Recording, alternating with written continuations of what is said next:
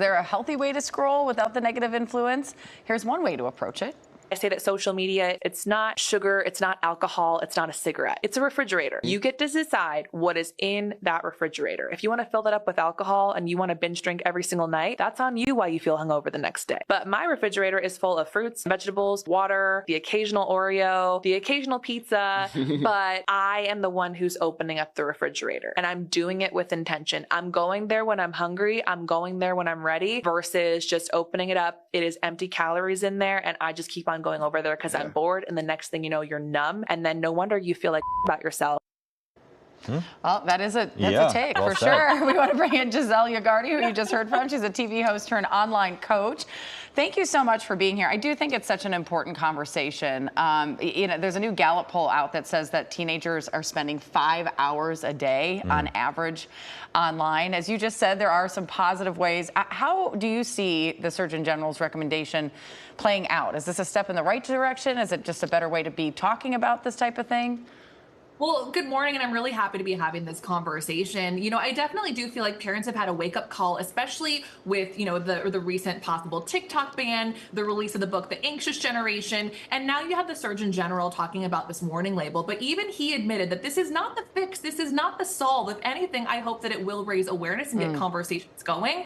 But as my business goes, it's all about having a healthy relationship with social media and also making sure that there is open dialogue between parents and kids. And do I think the warning label is going to lead to that?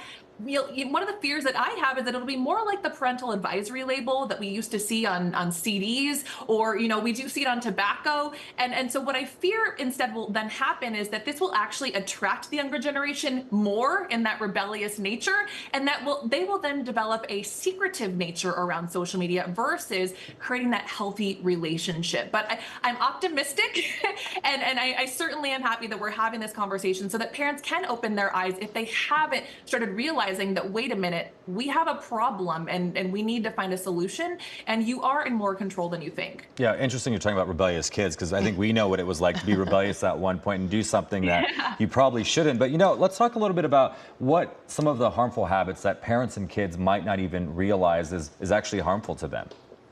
Yeah, and you're right too. And I think what's really important to recognize too is that rather than comparing it, as you saw in my video earlier, to tobacco or alcohol, there are a lot of positive benefits to social media. It can bring people together. But there are some harmful habits because millennials, Gen Xers, we were thrown into social media and slowly introduced different features that we didn't even realize were overcoming our brains. Things like being addicted to notifications. You should have those turned off, even and especially for email, perhaps even text messages, so that you can train your brain to focus and also to not shy away from having full-on interactions with your kids. Also, the addiction to filters. So many people, especially women, don't want to take pictures or be on camera without that filter. And it's no wonder that we're seeing a rise in body dysmorphia.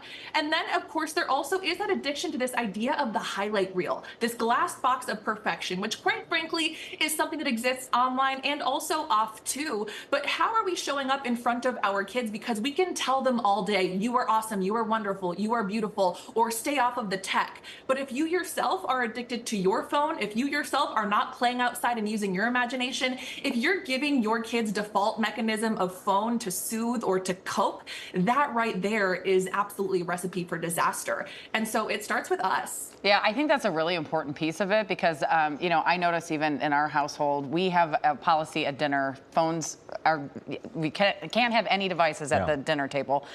When we're playing board games, we're playing outside, we're doing those types of things, the phones stay on the charger. We don't bring them out. That's smart. That's good. And the impact is real. We see with my stepson, we went out to dinner the other night and he saw 2 kids on their phones and went, oh, that's so sad. Yeah. So it really does start with you and being able to see those types of things. Are there other systems that we can put into place besides, just putting the phone away? Because sometimes that's not realistic either. Well, I hope people were listening to you right there, because that alone, little baby steps like that, whether it is no phones at the dinner table, whether it is, okay, let's actually play outside. And I don't think that all screens are bad. You know, using it as entertainment is great, but when it becomes a soothing or a coping mechanism or a replacement for parenting, then that's going to be problematic no matter what the algorithm has on that particular screen. And I absolutely believe that schools should start implementing programs and education around how you can use social media safely, and even how you can optimize it for your future, because these are going to be skills and methodologies of the future. We're seeing more and more colleges and jobs ask for video submissions. We're also seeing them look you up on social media, even if you think you have a hidden account that could potentially raise some red flags. And again, that's not to say that your kids have to have a public brand. In fact, I don't think that kids under the age of 13 or 14 should have their own personal profile. But when it comes to that high school age, I even think about driver's ed or resume building or broadcasting or production. There are a lot of skills that these phones present where screen time is not necessarily a bad thing, but it's making sure that that time is productive and not wasted, and that we are making sure that these habits are healthy and not addictive or obsessive, leading to a slippery slope, especially if you're in a place where you're insecure and you're trying to build confidence as a young adult. Yeah, and obviously easier said than done, but we can all make improvements. But just small changes. You said it best, you know, when you're at dinner, you know, put the phone away. I did a quick Google, and it's like family dinner conversations, 50 questions to start, you know, conversations you could talk about. Yes, you can have in person. Because sometimes parents and kids maybe don't know what to talk about if they see each other every day. So there are options. Giselle Yogardi, thank you so much. So great talking to you, and definitely putting some pointers in our minds. Yeah, it's a great conversation. Adults too, you know. So For having me. Thank you. thank you.